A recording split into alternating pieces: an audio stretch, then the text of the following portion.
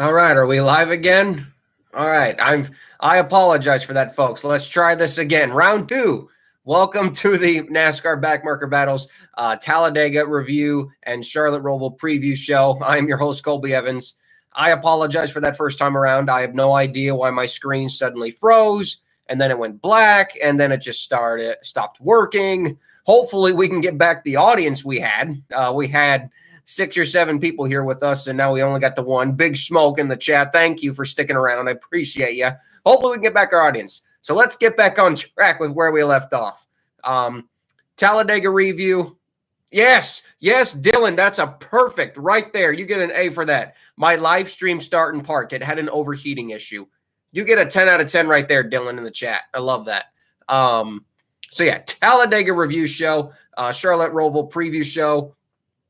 We're going to go through my little intro, and then we'll get right into the action so you guys know the drill. Follow me on social media, Start and Park Car on Twitter. We are so close, guys, to 5,200 followers. So if you could, I'd really appreciate a follow. Like and subscribe to this channel. Turn on that bell for notifications. We're getting just past 1,300 subs. The goal is to get to 1,500 before the end of the year. So we'll have a big giveaway once we hit 1,500. So if you want to be a part of that giveaway, all you have to do is subscribe to the channel.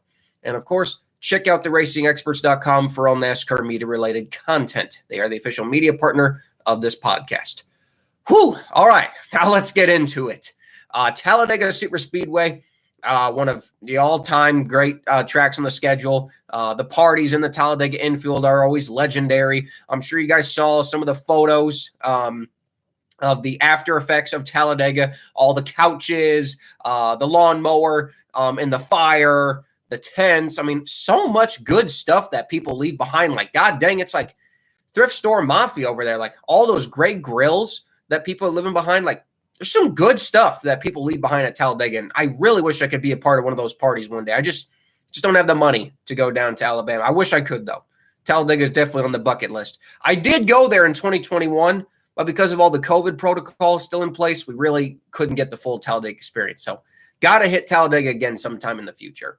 But like what we were talking about, no Xfinity race. No Xfinity race. This was just the traditional Cup and Truck weekend. And I was really kind of shocked to see the outrage for the Xfinity race. People think that it's been going on for a long time. It really hasn't. They only ran in 2020 due to COVID, and they had to fill up the 33 races. So they brought the Xfinity series to Talladega twice. I guess some people must have thought that it was kind of a mainstay on the schedule, but realistically it wasn't. So I didn't have a personal problem. I actually kind of liked the fact that you gave the Truck Series the spotlight, and then you had the Cup race. That's what I really liked about the fall weekend. I didn't really like having the Truck Series and Xfinity race on the same day because I felt like it took away from the Truck race. People weren't really looking forward to the Truck race. They were looking more forward to the Xfinity race. And so I was kind of glad to see the Truck Series get back the spotlight, in my opinion, for the race it deserved.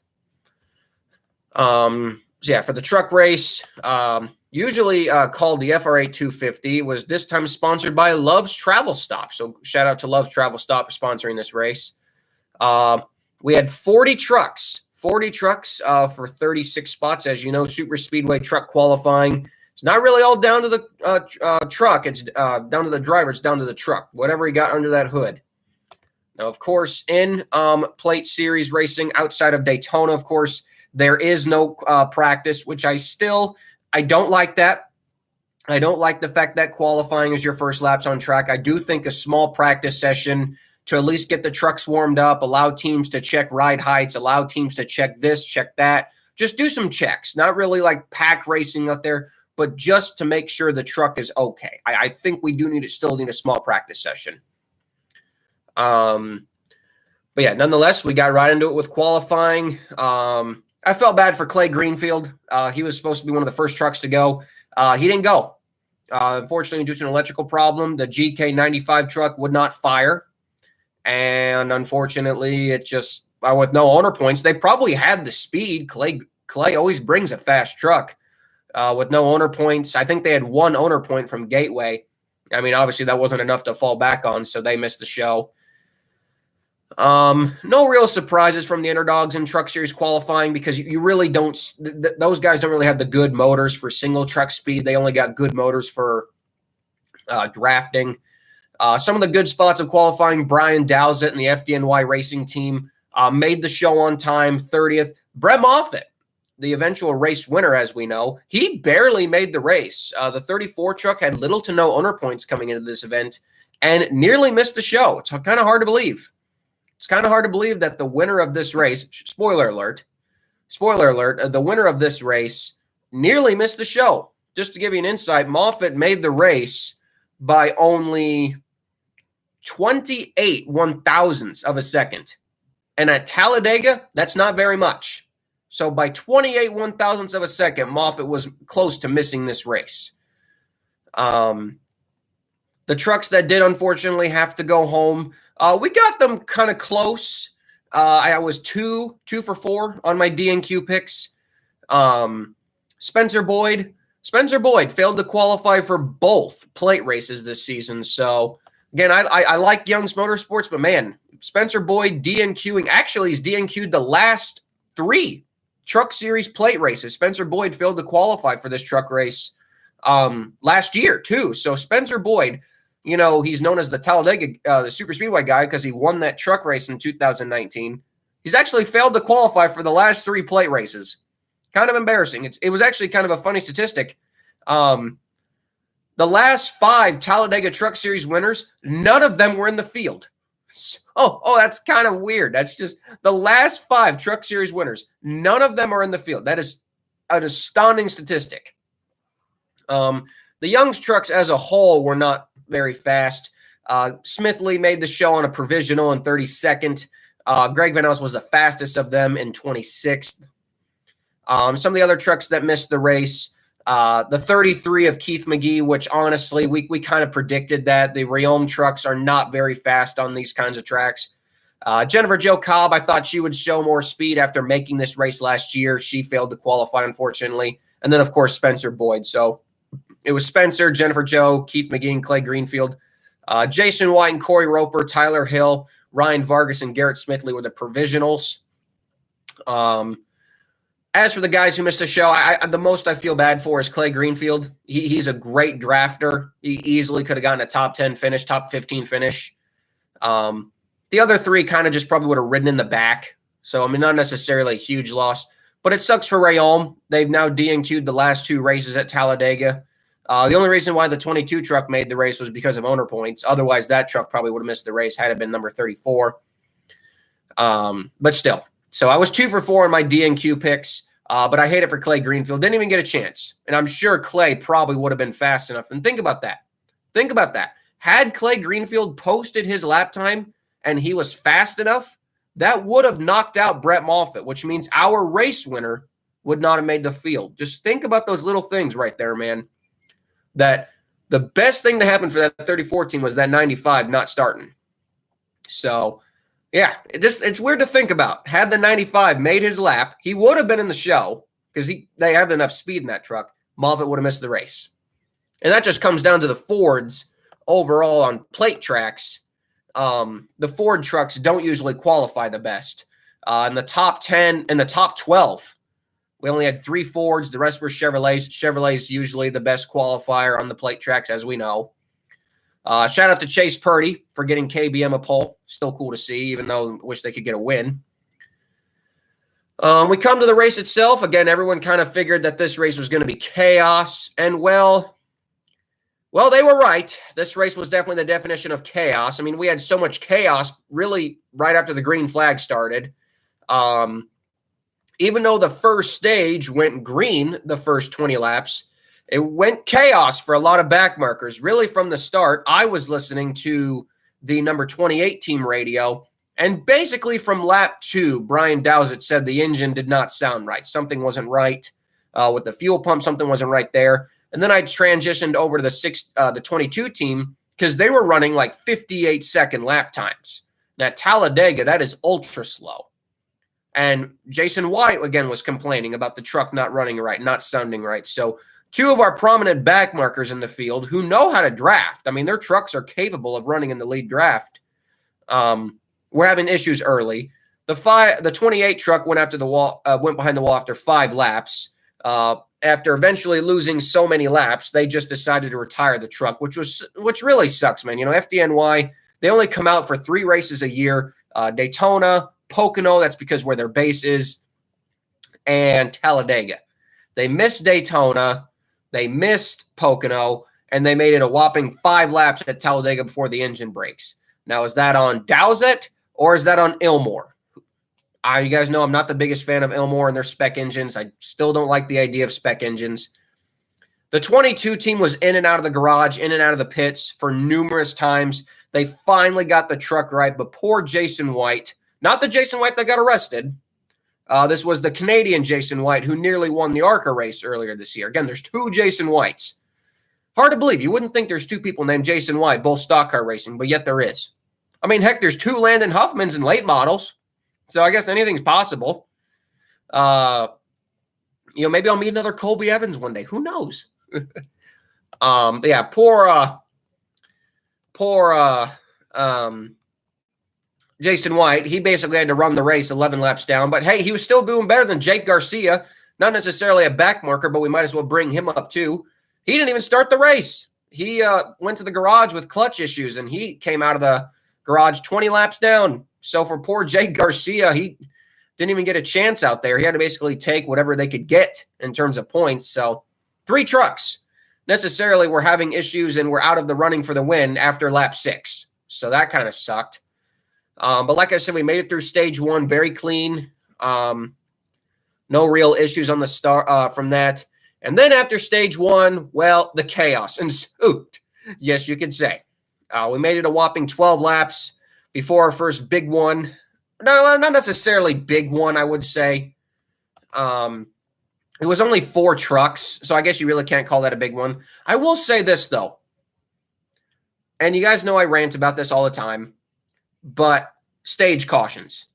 We ran 7 laps of caution after the stage.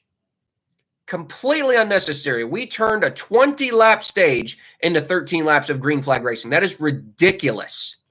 We spent 15 laps under caution for stages in this truck race. Something's got to be done about that. Either don't count caution laps for stages, or here's an idea, we stay green. I cannot stress this enough. I hate the stage cautions. You want to keep the points? Fine. But get rid of the damn stage cautions. We cannot be wasting 15 laps of this race wasted on stage cautions. Ridiculous. That is unacceptable. Completely unacceptable. I hate that. I bring that up because it upsets the crap. That's not fair to the fans in the stands, and that's not fair to the fans like you and me watching on TV. That is not fair. You want to keep, like I said, you want to keep the stage points? That's fine with me. I like the stage point concept. But just get rid of the cautions. Seriously. Yes, I know. Yeah, Wade in the chat. Jaron Wade in the chat. Yes. Let us not forget the tire changer who got hit on Zane Smith's pit stop. I forgot to bring that up. I didn't necessarily want to bring that up, but yeah, I might as well talk about it. I forgot the guy's name. I guess his name was Charles. Zane Smith just lost it coming into his pit stall and just slammed into his guy. I mean, it was an honest mistake. Zane didn't mean to do it. But props to that guy, Charles. He took that hit like a champion and just continued the pit stop like a boss. These guys are athletes. That's all I can say. He put a dent in that truck, and he just kept going like nothing was wrong. He even pitted the Cup race the next day for Colleague. He's a Colleague tire changer. So he pitted the rest of the truck race and did the Cup race. No injuries. That's a real badass right there. But yeah, continue what I was saying. The stage cautions got to go away. 15 laps of caution for no incidents, nothing, is absolutely ridiculous. So we finally get going. Final lap of stage 2. It appears that the 16 and the 52 we didn't exactly see a replay of what happened, but they came together. Stuart Friesen takes a very ugly impact into the wall. Tyler Ankram's truck is heavily damaged. Despite being 20 laps down, Jake Garcia was still involved. And David Gilliland, a pre-race favorite. I had him on my, I don't know how you call it, fantasy league. I don't do fantasy league. I just kind of had him on my list of people to watch out for. Stuart Friesen, he slowly but surely got out of the truck. You could kind of tell he was hurting, and he would later reveal that he does have some injuries to his back. Although it's not slowing him down, he's still going to be racing this weekend in his dirt car. So it's clear that despite his injuries, the good news is it's not a severe enough injury to keep Stuart Friesen out. That's the good news. But you still hate to see drivers get injured nonetheless. But it just goes to show you, man, no matter how safe we make these trucks or stock cars, they're just the risks are always there. And we'll talk about that more when we get to another crash. But yeah, it took out Tyler Ankrum. And despite not a lot of damage to David Gilliland's truck, it surprisingly took him out too. I didn't see a lot of damage to David's truck, but he surprisingly retired, which like I said, really sucked because he was one of my pre-race favorites for sure. 5 laps later, we had our second big crash, which involved Tyler Ankrum again, poor guy. In this following, the 38 of Zane Smith would go to the garage, which, like I said, just made for a really long day. But the 16, the 17 of Taylor Gray, Grant Enfinger, and Ty Majeski in the 98. A lot of playoff guys involved and higher up teams. They were all still going, but Ankrum's day was over. And then we had another crash a whopping 2 laps later. Bailey Curry and Grant Enfinger's trucks tore all to pieces. Bailey Curry's trucks barely staying together. And there's poor Tyler Hill, our 56 team. You guys know my relationships with Hill Motorsports. We're just running our line right there on the bottom groove. And unfortunately, Enfinger and Bailey Curry get together and sent us, I think it was, and then Curry went into us. So I'm like, oh, come on. Tyler wasn't even doing anything wrong. He was right there riding in line. There was nothing Tyler could have done. There was nothing Tyler Hill could have done. If he hit the brakes, it was no way he was going to miss that crash, which really sucks because we had a great looking truck. Shout out to Buffalo Wild Wings and, of course, Unit Storage for being proud sponsors of the Hill team. But man, it's like we had a good truck. Didn't really have a chance to show it because, it's not even halfway. We're just riding. Or just past halfway, we're riding.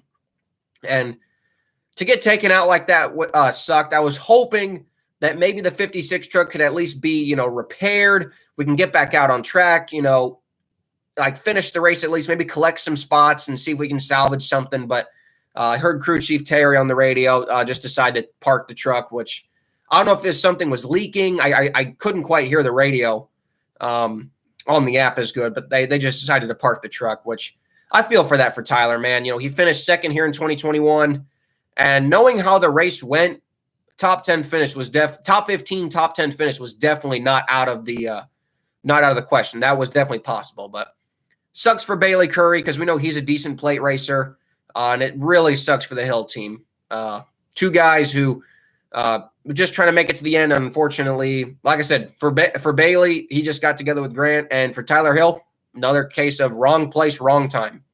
And you can't help that. That's part of super speedway racing. You're just riding there, and then all of a sudden you're caught up in someone else's mess. But that's racing, man. It's just the racing business.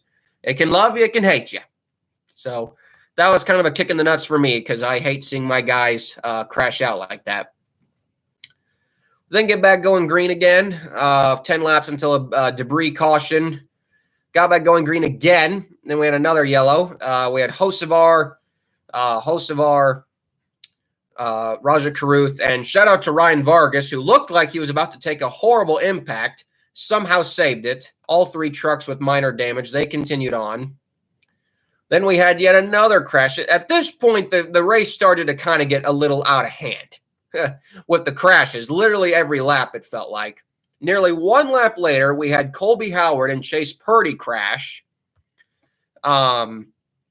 which I felt for Colby Howard because this was probably one of the better performances we've seen out of Colby Howard this entire year. And for Chase Purdy, it actually looked like KBM might actually have a chance of winning a race this year. And I do want KBM to win a race, but I don't see Chase Purdy or Jack Wood getting up there and winning the race. I just don't. They have the equipment. They have the money to do it, but don't know if they have the talent to do it, is what I'm trying to say. I just don't know. I like Jack Wood. I like Chase Purdy, but I don't know if they got the talent to get up there. It's not meant to be a dig at them. It's just kind of reality.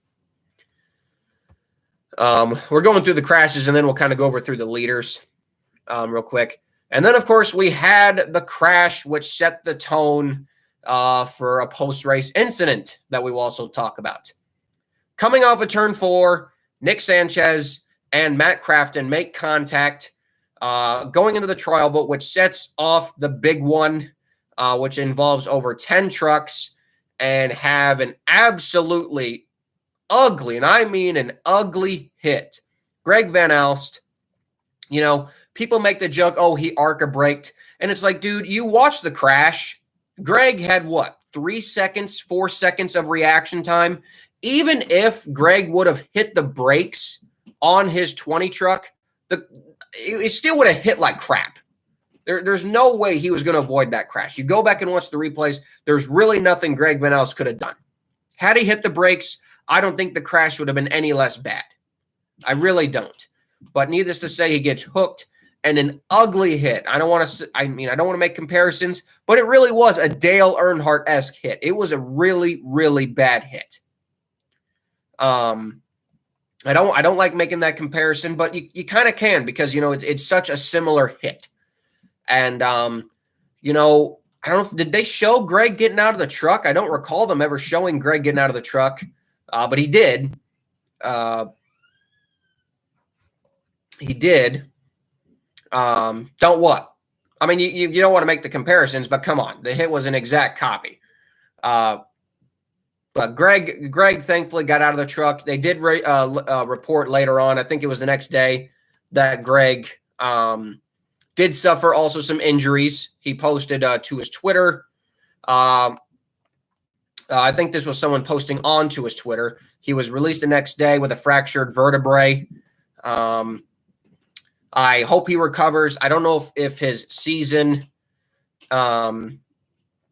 I don't know if his season's over, but may I just say, Greg Van Alst is one of the nicest guys you'll ever meet in the garage. A true hardworking journeyman driver who, drives in the lower series and just wants to make a name for himself out in these series, even at his age.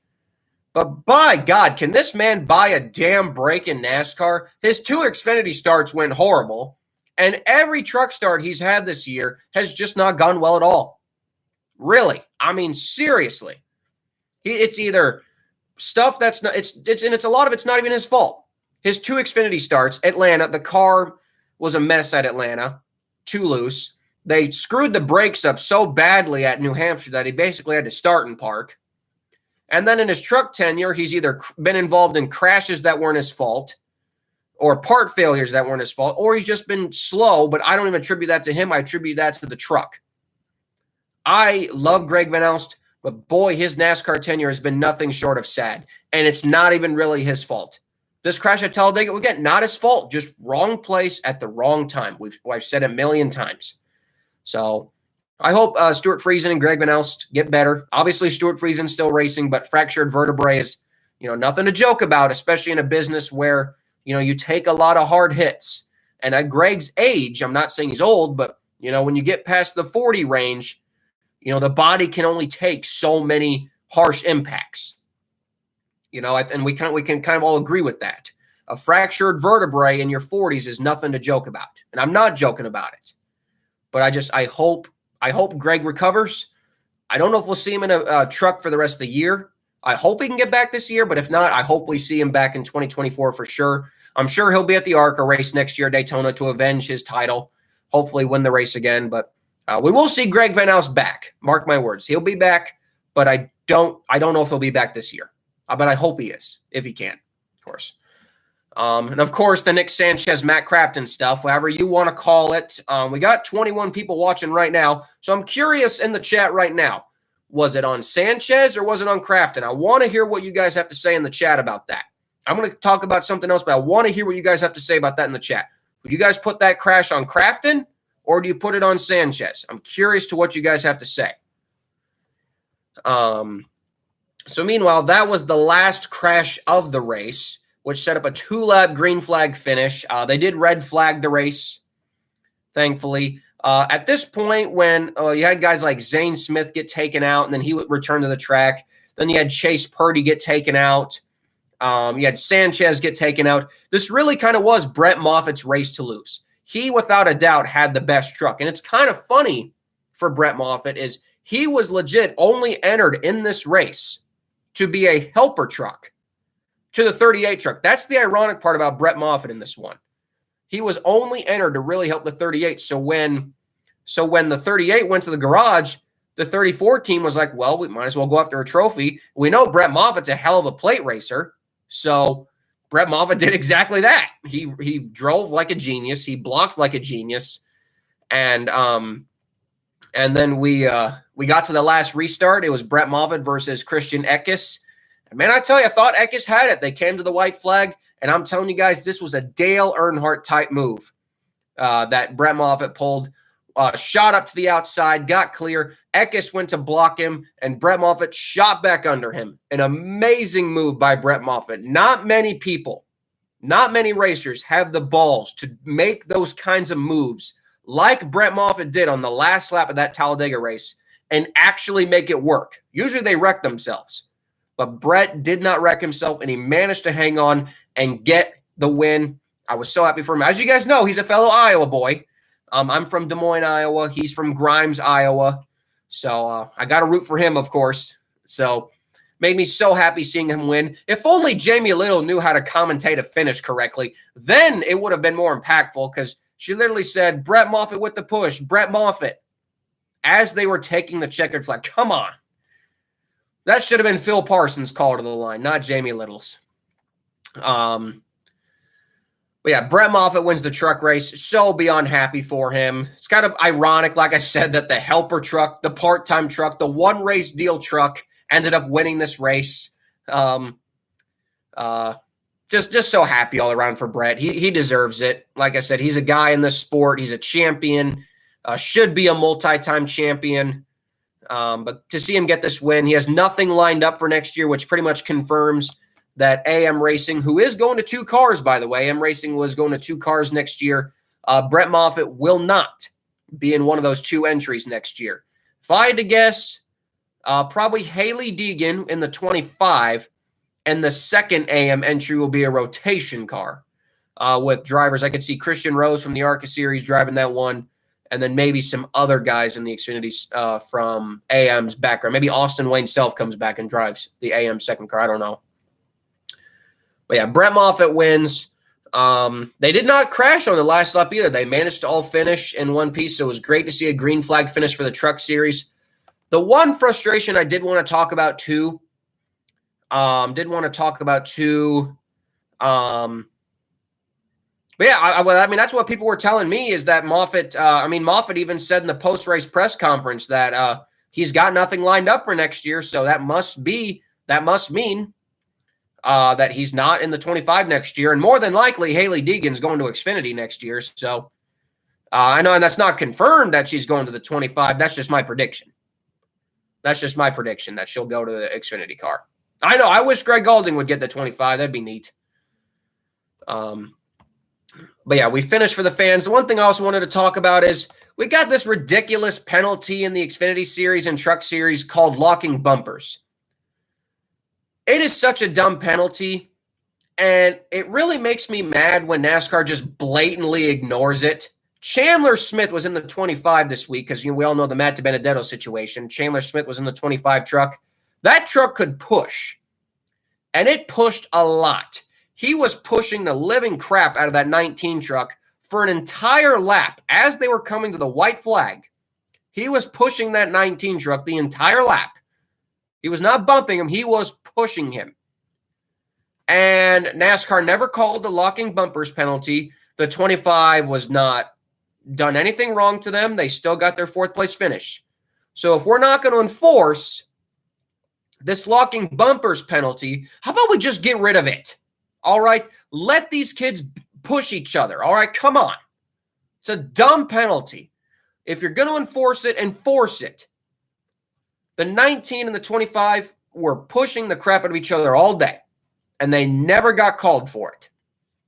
Of course, though, I don't think the 19 should have been penalized. The pusher, we all know, should get penalized. I just wanted to bring that up too. A lot of inconsistencies with NASCAR officiating in this race, despite the race itself being good. I thought this was one of the better truck races we personally saw at Talladega. I'm not lying. This was, in my opinion, one of the better races. And just it would be even better, though, if NASCAR could get their officiating in store. But, yeah, Brett Moffitt wins. Ben Rhodes is second. Dean Thompson, finally, this guy has a good run. Dean Thompson gets a top 3 finish. Good for Dean. Good for him. So that made me happy. Chandler Smith, of course, ended up 4th. Corey Heim was 5th. Nick Sanchez, he recovered to 7th. Parker Kligerman, who looked like he might have a chance at the win. He was 2nd coming off of turn 4, but ended up 9th. Lawless Allen gets his first career top 10 finish. Haley Deegan gets a top 10 finish in 8th. Garrett Smithley with kind of the best underdog finish in 15th. Brett Holmes 16th. Ryan Vargas 17th. So some decent underdog runs there. Poor Christian Eckes went from leading the white flag to 19th. Last truck on the lead lap. That's got to sting. In total, of the 36 starters, 23 finished. Only 19 finished on the lead lap, so it was a very attrition-filled race for sure. Like I said, I think one of the better truck races we saw. Just I wish the officiating was a little better, for sure. I wish the officiating was a little bit better. I agree. Jake Drew has been underrated in his Truck Series starts. I think he was just out of his element in this race at Talladega. I did not expect much out of Jake Drew. It also didn't help the fact that Jake Drew was involved in like 7 wrecks. Not of his own fault. It was just wrong place, wrong time. But his truck kept getting torn up. So, yeah, it was a great race. And everyone was like, great. You know, we had a great winner, Brett Moffitt. Everyone's all happy. And then here comes the post-race chaos. Shout out to frontstretch.com. Even though I work for the racing experts, I gotta give them their credit.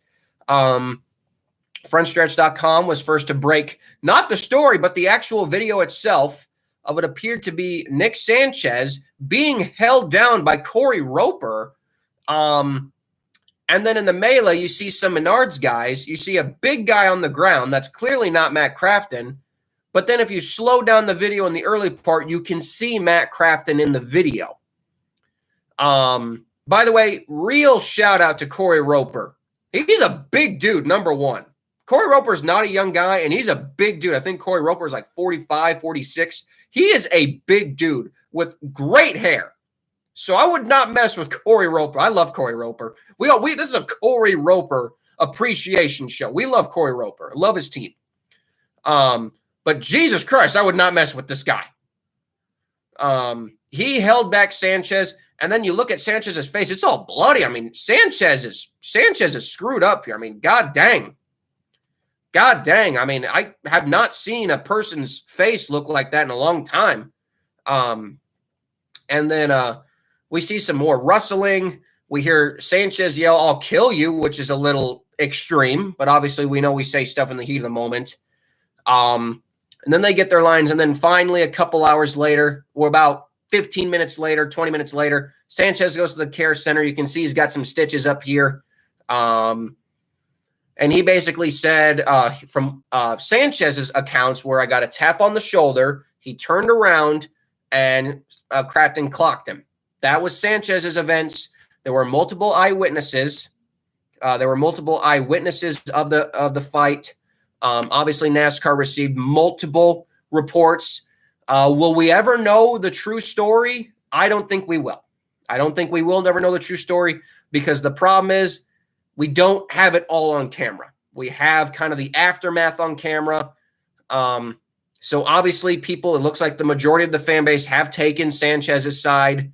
I know age, people brought the whole age thing. I mean, Sanchez is above 18, so I don't think the age problem matters. I mean, at the end of the day, if you get mad with someone, you get mad with someone. Yeah, I don't think we'll never truly know the full story. We know that there were no suspensions. However, Nick Sanchez's father apparently has been suspended for the rest of the year. Crafton was fined, I believe, $25,000. Sanchez was fined $5,000 for, I guess, for the actions of what happened there. Just a really ugly situation all around. I kind of feel bad for Brett Moffitt. It took away all the steam from Brett Moffitt's win and gave it to the fight. But like I said, a lot of people really upset with Matt Crafton. I'm not defending Crafton at all. That's stupid. If he really did go up there and sucker punch him, we'll all agree up there. That's a pussy move. I'll just be honest right there. Matt Crafton did put out his own statement. It's a really long statement. I can't read it all. It's a really, really long statement. You can find it on his Twitter if you want to go read it yourself. It's Homestead is now going to be a must-see truck race. That's for sure.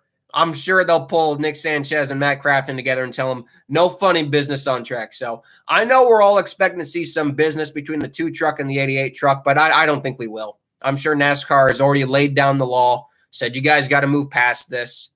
But, it's kind of rare. We see a fight in the sport, and rarely do we see blood. I think the last time I can recall seeing blood in a NASCAR fight was Kyle Busch, like 2017 Vegas, where he tried to go fight Joey Logano's crew guys and got he got a little color after that. So, yeah, post-race, it's Talladega. It's Talladega. I think that's pretty much what you could say. Talladega. So, I thought the truck race was very solid. Just officiating needed to be a little bit better. And post-race sure brought us something weird. That's for sure. But again, shout out to Corey Roper. And if you also front stretch's interview with Corey Roper, he's got the biggest smile on his face. He's like, we're here to have fun. I don't want to see anyone get hurt. I swear, if there is one good thing that came out of this Crafton and Sanchez fight, Corey Roper gained like 1,000 to 2,000 new fans. Now, I was already a Corey Roper fan. And I hated to see that he got taken out of the sport due to the substance abuse policy. But I was so glad to hear that he got reinstated and he's back driving again. Everyone should love Corey Roper. He's a genuine, hardworking, good guy. And if you ever see him in the garage area, please get an autograph or a photo from him. He's a really, really lovely guy. So if there's one good thing that came out of the Sanchez and Crafton fight is that everyone now loves Corey Roper. So gotta love that. Gotta love that. And yes, that he runs old Brad Keselowski trucks. Even better. Gotta love Corey Roper. But yeah, so that was the truck race. Yeah, no, his team, and for people who do not know, Corey Roper's truck team is not even based in North Carolina. It's actually based in Texas. So that's kind of cool too. It's actually based in Texas. He's one of those real independent teams, which makes it kind of cool that he has sponsorship from CarQuest Auto Parts. Like I said, he's overall really, really cool guy.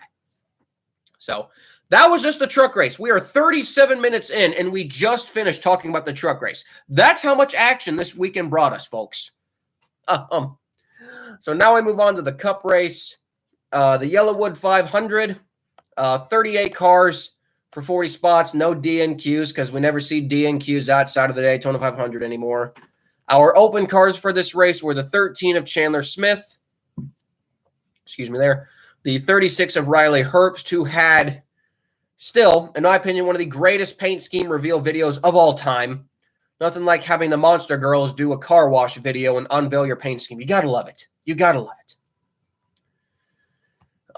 it. No 62 car. It was kind of weird. No Austin Hill, no 62 car. They were going to be running the Roval race. So that was kind of weird. It was just a regular 30 other 36 cars. We had Brennan Poole back in the 15. J.J. Ailey was back in the 51. And, of course, B.J. was in his 78. I was listening to B.J. for the race. Gotta love B.J. He's so calm. Such a joy to listen to on the radio. The race I thought we won't go as in-depth as we did in the truck race because this race didn't have as many cautions. We went the first 60 laps green. We had the couple of cautions, only really two big crashes, and then, of course, the one at the end, which took out Ross Chastain. That was kind of the shocker. And then Stenhouse ran out of fuel. And then we had end of stage 2. And then we had the real big one of the race. Unfortunately, Brad Keselowski was like on lap 161. Brad Keselowski was pushing Carson Hocevar. I feel for Carson Hocevar. This was not his fault. I love my boy Brad. You guys know I'm a Brad Keselowski fan at heart. I'm a Brad Keselowski fan at heart. But even I got to put the blame on him on this one. That was all Brad. He got into Carson Hocevar, who caught into Austin Dillon, and set off a whole chain of cars spinning around. The 54, the 42, the 3, the 6, the 21, the 17 was also involved. The 14 was involved. The 16 was involved. AJ Allmendinger, man. AJ Allmendinger and plate tracks just don't go together. Poor AJ. AJ Allmendinger's having a rough season. I mean, it's been okay at some points, but overall, his Cup tenure has not been good. There's a reason why he preferred Xfinity. We did have one backmarker struggle really for this race. Poor JJ Yeley and Rick Ware Racing. The 51 Charter is really slipping away at this point. The 51 Charter is more than 30 points behind at this rate. I would say it's done. I don't see any way how Rick Ware will be able to climb that back. And if nothing goes, then this is the first time that NASCAR would really be in a position of where they might take a charter away, or if Rick Ware just simply sells it at the end of the year, which I don't know who he would sell it to. I mean, how ironic would it be if he sold it to RFK? How ironic. And RFK magically gets a third charter, and they use it for a Rick Ware car. How ironic would that be? How ironic. So, but I could see RFK buying the charter. I'm sure they will. Because it's clear that Rick is still not putting in the effort for the 51. I mean, heck, Andy Lally is in the 15 car at the Roval. You know, that shows you right there. He's in the 15 car, not the 51. So I think it's safe to say Rick Ware has plans to keep the charter alive. But I'm sure he knows what he's doing. Rick Ware is not a dumb businessman. We know he knows what he's doing. But poor JJ Yeley, they didn't really get a chance to get out of the box. After stage one, they were having fuel pump problems, in and out of the garage multiple times.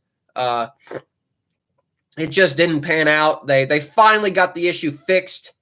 They were running some laps, but then they just kind of discovered we can't gain any more laps. They just went ahead and parked it. It's been kind of a rough go for JJ Yeley. This is actually, I would say in some ways, it's been probably one of the not the best seasons for Yeley. He's actually wrecked a lot. And I think it's because Rick Ware has gotten better. JJ Yeley's driving the car too hard, and he's just making mistakes now. It's kind of weird to see Rick Ware cars being so competitive now that you're actually seeing mistakes out of Yeley. Normally he's so clean, but we've actually seen a lot of mistakes this year out of Yeley. But I think that just goes to show you that Rick Ware is actually improving as a team. And Yeley, he's an underrated driver. He's just, making some mistakes, unfortunately. They were really only backmarker to struggle. BJ McLeod, he was hanging there in the lead draft for a while. But he got caught a lap down and really just couldn't recover. Same with Brennan Poole. They just kind of got laps down, could not recover. Ty Dillon, he went up there and led some laps. Actually got some stage points too, so that was kind of cool to see Ty Dillon up there. 3x3x3 racing all day. I thought the race was okay overall. I really thought it was a solid race. Fans got their money's worth. 3x3x3 racing. You got your big crashes. We had our 13-lap dash to the finish. Ryan Blaney, Kevin Harvick, William Byron, Denny Hamlin, who had his fair share of issues. He drove back up to a top 3 finish. This was the Riley Herbst race where, despite being in an open car, Riley Herbst was driving like he was a veteran. It's amazing how in the Riley Herbst's 3 Cup Series starts, he has shown more promise in his 3 Cup starts than his entire Xfinity tenure. It's weird. More promise in these starts than his entire Xfinity tenure.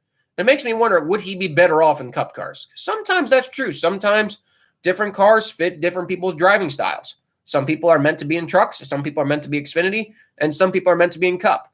It's just how it goes sometimes. We know Riley's got the money if he wanted to go to Cup.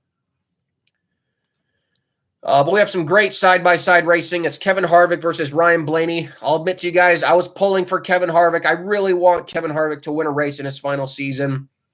We get to the last lap. Harvick,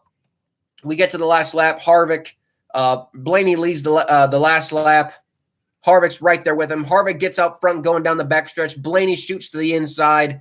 Doesn't look like Harvick's going to get there. They come to the tri-oval. It looks like it's going to be a photo finish, and it was. But Riley Herbst gets turned by Corey LaJoie, sets up a huge crash behind them. And with no help behind him, there was nothing that the 4 car could do. With the 24 car right behind the 12, that's all the 12 needed. Ryan Blaney by 12 one-thousandths of a second beats Kevin Harvick and wins yet another race at Talladega. In my opinion, Ryan Blaney really is. I agree with Kyle Petty.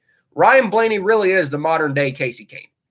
He's a very solid driver, just doesn't win a lot. But when he does it with style. That's Ryan Blaney. I really do agree that he's the modern-day Casey Kane. Unfortunately for Kevin Harvick fans, including myself, we were disappointed. That second-place finish and the winning by 12 one-thousandths of a second has been erased from history due to some improper windshield bolts or nuts installers, whatever the hell you want to call them, fasteners. Harvick was DQ'd, relegating him to 38th. So, yeah, that sucked, which makes me happy he didn't win. God forbid if Harvick would have won. Oh, my heart would have broken for him. I don't think NASCAR could have done that too. If Kevin Harvick had legitimately won that race, I don't think NASCAR could have DQ'd him. That would have been such an unpopular move. Such an unpopular move had they done that. No real backmarkers could get up there at the end. I guess you could kind of consider Riley Herbst a backmarker because he is driving for front row after all, despite having some SHR support with his car. 9th place for him. Great run for him. Todd Gilliland, Gilligan's Island. Love Todd Gilliland. 12th place for him. Michael McDowell, he's just kind of stuck outside the top 20. Couldn't do much. 21st. So I guess an okay day for Front Row Motorsports. That was kind of it. Like I said, McLeod, Poole, Yaley finished all outside the top 25. Same with the 77. So backmarkers overall were not Talladega was not very kind to them. No. So it's not cheating, man. Trust me, it ain't cheating. But so that's Talladega, man. Talladega was wild. Talladega was definitely wild. Now we move on to the Roval. We move on to the Charlotte Roval, man. And so we go all the way from Alabama back to NASCAR's home base, Charlotte Motor Speedway. Still wish they would bring back the 500-miler. My personal opinion, I've never been a fan of the Roval. Never been a fan of the Roval. Oh, God, how could I forget? Almost forgot to talk about it. Iowa Speedway is back, yes. Just when I thought that this track was done for, it was just an IndyCar track for life. My home track is back, baby. Right now, it's just a one-year deal. Hopefully, it'll turn into a multi-year deal. But Iowa Speedway is going to be on the Cup Series schedule and Xfinity Series schedule for 2024. I am really excited for this. You guys know how excited I am for this. I know it's just a one-year deal, but I hope to God, I hope it's not just a one-year deal. I really hope it's not. This track is so much better than Richmond. I will tell you that right now. Iowa is miles better than Richmond. So I'm telling you guys, I think we're in for a good race. Even though the short track package does have its downfalls with the multiple grooves at Iowa Speedway and the tire wear, you're probably going to get the best race you can for a short track. You can carry so much speed at Iowa. Like I said, tire wear, you can run multiple lanes. On the start of a run, you're on the bottom. At the end of a run, and you're on the outside. I think it'll be a lot better than Richmond, for sure. I just hope it's not a one-year deal. If you want to take the Cup Series away and just keep it Xfinity, that's fine. At least try to keep Xfinity and trucks there like it was before. Cup doesn't necessarily have to keep coming back. But mark my words, guys, I don't think that race is going to disappoint, and I hope to God that it stays on the schedule. Yeah, I agree. I hope the Truck Series returns too. So very excited about that. That's Father's Day weekend next year. If you live in the Midwest area, guys, I would strongly, strongly recommend you check this one out because it might just be a one and done. It all really kind of depends on the crowd, how the race goes. I can tell you right now, it's going to get a bigger crowd than Richmond's gotten in like 10 years. So I can tell you right now, I know people who love Richmond. Sorry, this track's better than Richmond. It always has been and always will be better than Richmond. So I hope to God it's not just a one-year deal. Iowa deserves to be on the schedule. I don't know. I just don't like Richmond as a whole, guys. I haven't really liked Richmond in over 10 years. But yeah, so I hope you guys attend that race with me next year. All right, guys, you guys know I'll be there. ARC on Friday, Xfinity on Saturday, and Cups on Sunday. So I hope to see you guys at Iowa next year. And I hope this is more than just a one-year deal. So, well, I don't know about both Richmond dates, but I'll say this. Have one date at Richmond and take the other date, give it to Iowa. Because Richmond does not deserve 2 dates in general. The crowds are dismal and the racing is boring. But yeah, now let's talk about the Charlotte Roval. I just had to talk about Iowa real quick. Just Xfinity and Cup this weekend. Truck Series don't race at the Roval. They really shouldn't. That's kind of be a dumb track for them to run on. We got 42 cars for 38 spots. Yes, a big entry list. Obviously, with this being the home base, it's not shocking. A lot of teams that usually might not even run a road course will run this race anyway because it's a home base. You don't have to pay for hotels. You don't have to pay for all that crap. You can just go right back home to your house. Big entry list with some real oddball entries here. 42 cars for 38 spots. We'll go down the oddball entries. We got Kyle Weatherman. He is back in the 4 for JD Motorsports. Josh Balicki, who we've kind of seen before drive the 07. Stefan Parsons, he's moving from the 07 to the 08 car. Jordan Taylor, Rodney Sandstorm, he'll be in the 11 car. Boris said, yes, said heads unite. Said heads unite. Boris said will be in the Rick Hendrick 17 car. I can tell you right now, he's my pick to win. Boris said is my pick to win this Xfinity race. You give Boris said an elite level equipment car like that, there is no way this man will be beat. I will be genuinely shocked if Boris said does not win this race. Even in his early 60s. Hard to believe he's 62 now. But I would be shocked if Boris does not win this race. And I hope we get a diecast. We need more Boris said diecast cars. But yeah, Boris said's in the 17. Myatt Snyder returns to the 19 after a long absence.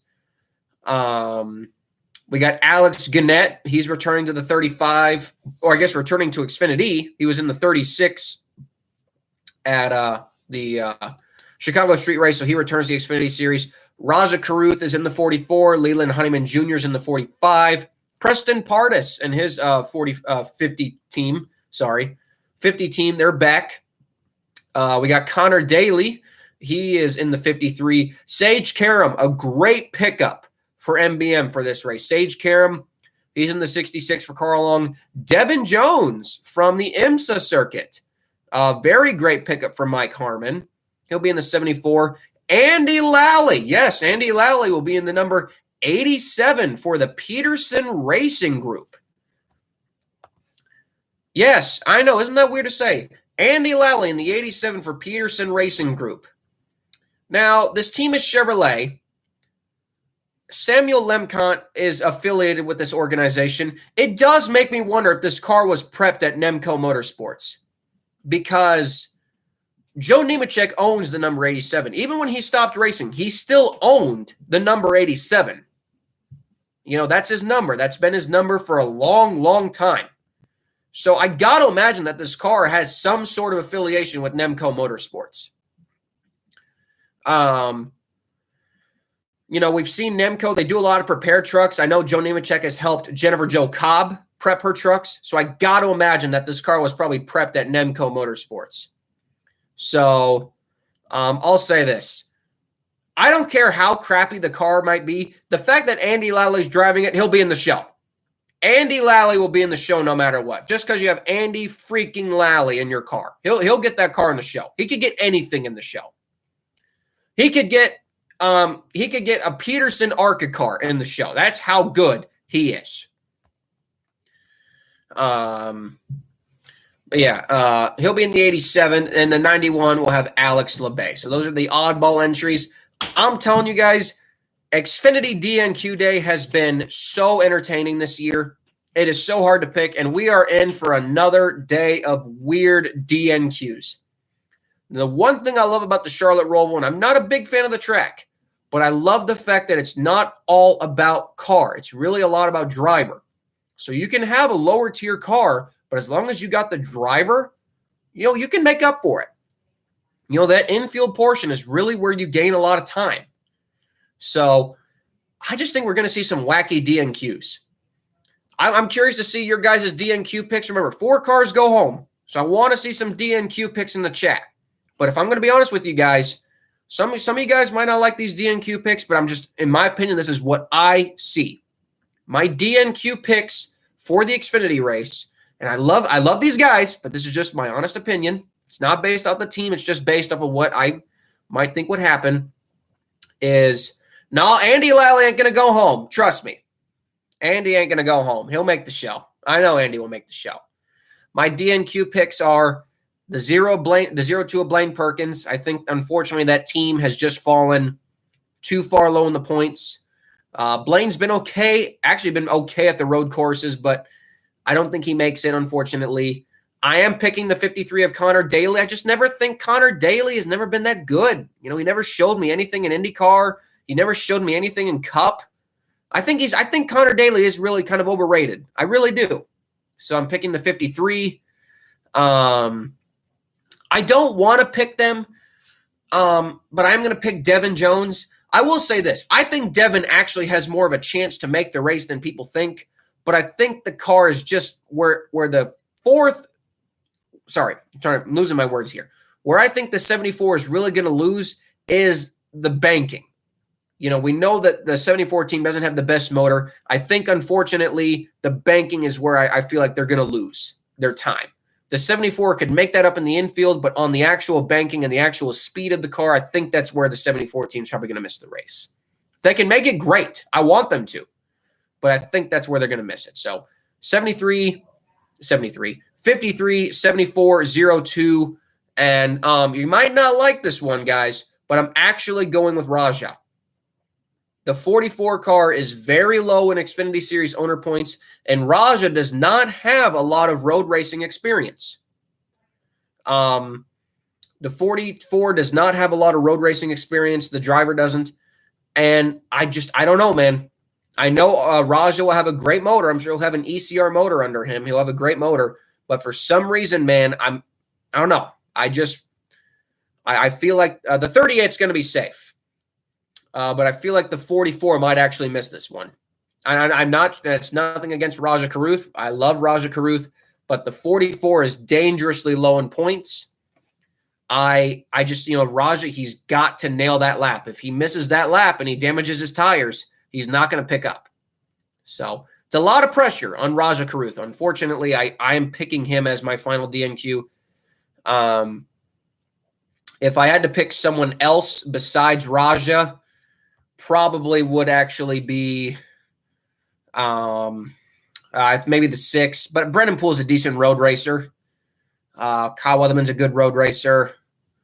It's so hard, man. It is so hard. I think Sage Karam and Carl Long, they're safe. Sage is a great road racer. Like I said, shout out to Carl Long. Great pickup for this race in Sage Karam. Andy Lally, he should be fine. Brendan Poole, I guess, did miss Sonoma. But, I mean, that was Sonoma. This is the Roval. Two completely different tracks. So, I mean, you can't really judge that. It is so hard. It is so hard to predict, man. These Xfinity qualifying sessions are so crazy. But those are my DNQ picks, the 44, 53, 74, and the 02. So I've got the 6, 08. No, I mean, I don't know, man. Stephon Parsons is a great road racer, so I wouldn't doubt that. Yeah, but I mean, Lally, anyone could have a mechanical issue. Anyone could have a mechanical issue. That's why we have practice. But yeah, well, it'll be interesting to see who makes this race and who doesn't. It's going to be a very, very fun qualifying session. Unfortunately, I'll be at work, so I'll have to watch it at work. I won't be able to live tweet. Yeah, I mean, I get it's a new team, but from what I've heard, they're using an RCR car. I believe, from what I've been told, they're using an RCR car. So it might be a new team, but it's not like they're building this car from the ground up. It's a leased motor, leased car. This car is a good car, so I don't think there's anything to worry about with Andy Lally. So my pick for the race, I already told you guys, Boris said all day. Boris said all day, I'm picking for this. There is nobody else.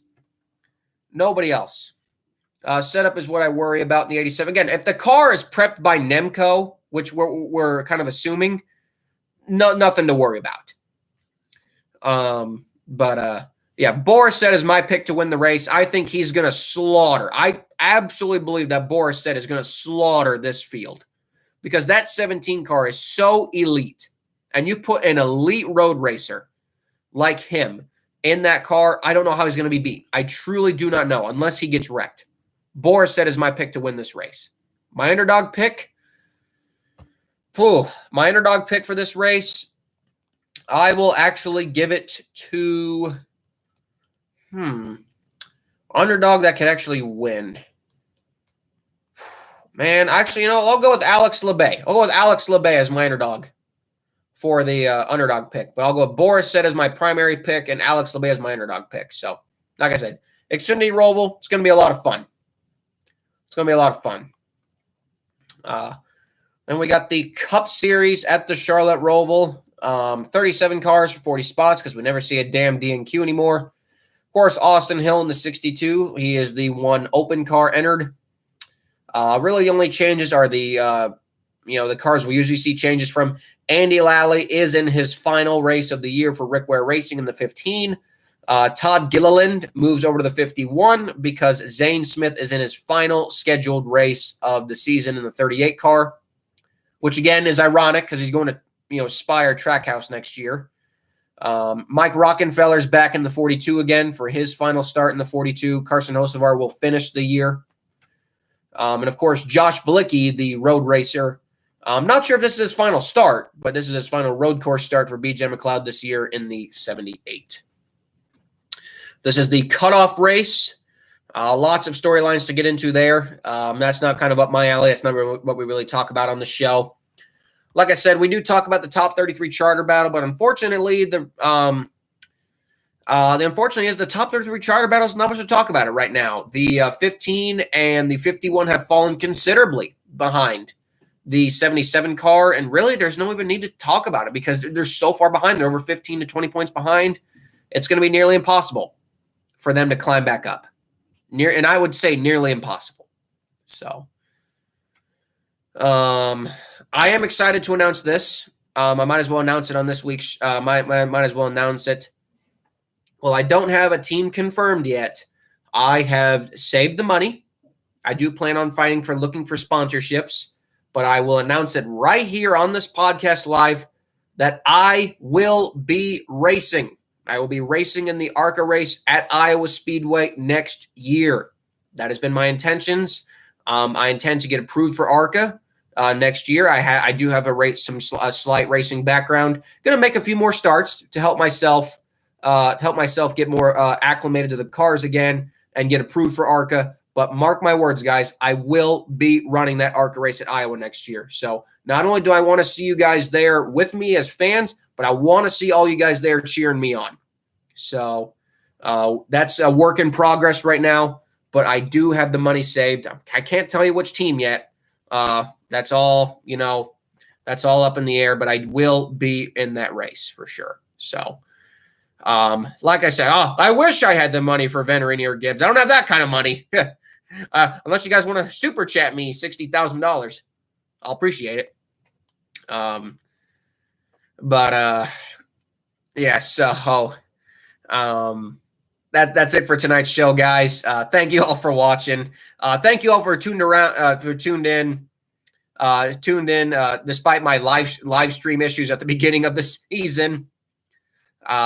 So thanks again, guys, for making this podcast so much fun. It's great having so many people to interact with on the chat. I started the show with 2 viewers. So the fact that we're now at this many live viewers means so much to me. So you guys enjoy the rest of your Tuesday nights. We'll see you. Hopefully we'll see all of you on Thursday for the ARCA Racing podcast. It is the season finale for the main division next week, next weekend.